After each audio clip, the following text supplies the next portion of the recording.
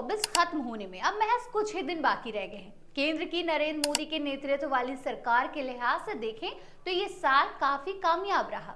साथ ही लोगों के लिए भी ये साल अच्छा ही साबित हुआ, क्योंकि सरकार की तरफ से लोगों की बेहतरी की खातिर कई योजनाएं ई स्कीम शुरू की गई जो लोगों के जीने का सहारा बनी।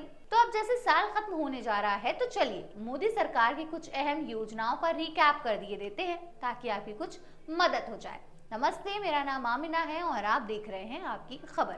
चलिए सबसे पहले बात करते हैं प्रधानमंत्री विद्यालक्ष्मी योजना के बारे में, जिसे केंद्रीय मंत्रिमंडल ने इसी साल मंजूरी दी।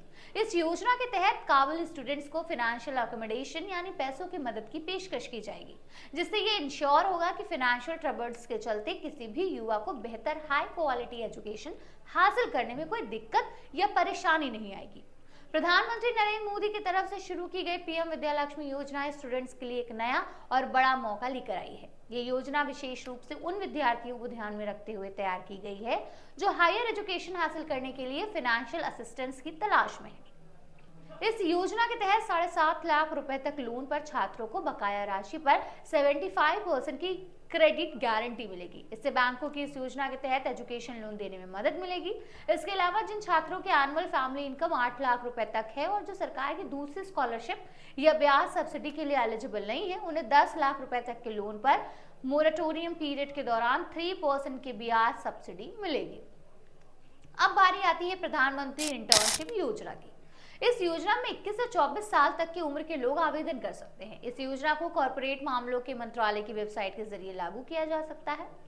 इस योजना के तहत एक इंटर्नी को 12 महीने के लिए 5,000 रुपए की मंथली फाइनेंशियल असिस्टेंस और 6,000 रुपए का ऑन वन टाइम ग्रांट मिलेगा। योजना के तहत इंटर्नशिप के लिए सिलेक्टेड युवाओं को 5,000 रुपए मंथली फाइनेंशियल असिस्टेंस मिलेगी। इसके अलावा उन्हें इंटर्नशिप के लिए ज्वाइन करने को लेकर वन टाइम 6,000 रुपए की मदद भी मिलेगी। सरकारी सूत्रों ने बताया कि करंट फाइनेंशियल ईयर में 1.25 लाख इंटर्नशिप के मौके उपलब्ध कराने की योजना है। इस पर 800 करोड़ रुपए का खर्च आने का अनुमान है। चलिए अब बात करते हैं प्रधानमंत्री ई ड्राइव योजना की।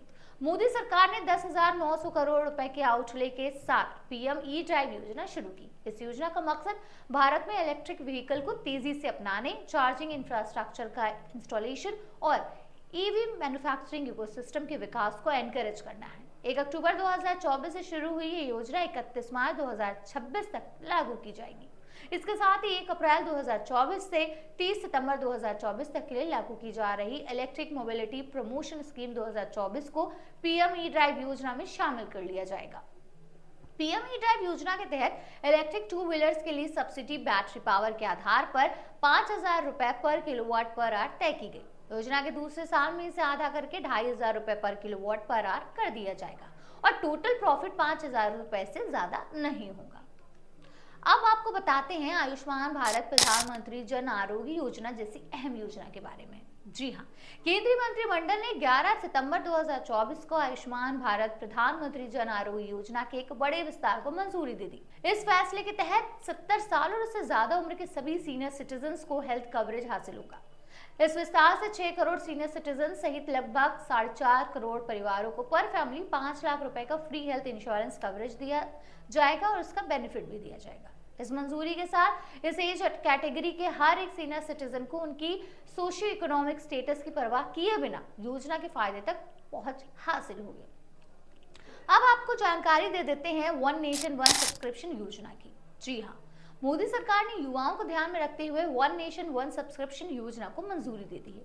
ये योजना रिसर्च आर्टिकल्स और मैगजीन पब्लिकेशंस तक कंट्री वाइड पहुंच प्रदान करने के लिए है। एक नई सेंट्रल सेक्टर स्कीम के रूप में 3 कैलेंडर सालों यानी 2025, 2026 और 2027 के लिए वन नेशन वन सब्सक्रिप्शन के लिए कुल लगभग 6,000 करोड़ रुपए आवंटित किए गए। One nation one subscription Bharat के युवाओं के लिए क्वालिटी हायर एजुकेशन की पहुंच को एक्सपेंड करने के लिए शिक्षा के क्षेत्र में पिछले 1 दशक में भारत सरकार की तरफ से शुरू की गई पहल की सीमा और पहुंच को आगे बढ़ाएगा।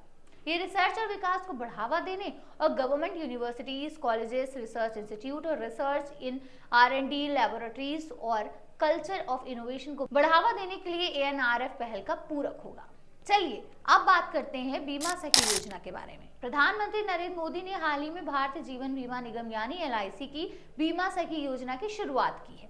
इसके तहत अगले 3 सालों में 2 लाख महिला बीमा एजेंट नियुक्त किए जाएंगे। पब्लिक सेक्टर की बीमा कंपनी LIC की बीमा सखी योजना के तहत 18 से 70 साल की उम्र के 10th क्लास पास महिलाओं को सशक्त बनाने के लिए बीमा एजेंट बनाया जाएगा। फाइनेंशियल लिटरेसी और इंश्योरेंस अवेयरनेस को बढ़ावा देने के लिए इन महिलाओं को पहले 3 सालों के लिए स्पेशल ट्रेनिंग और मानदेय दिया जाएगा। बीमा सखी योजना के तहत महिला एजेंट को पहले साल 7,000 रुपए पर मंथ, दूसरे साल 6,000 रुपए पर मंथ और तीसरे साल 5,000 रुपए पर मंथ का मानदेय मिलेगा। इसके अलावा बीमा सखियों को कमीशन का फायदा भी मिलेगा।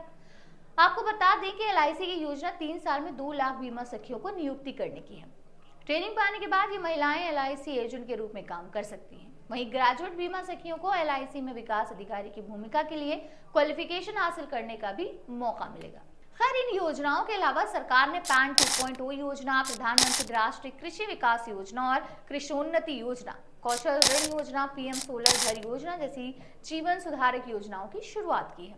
बहरहाल, इस रिपोर्ट में फिलहाल बस इतना है। आप बने रहिए और देखते रहिए आपकी खबर।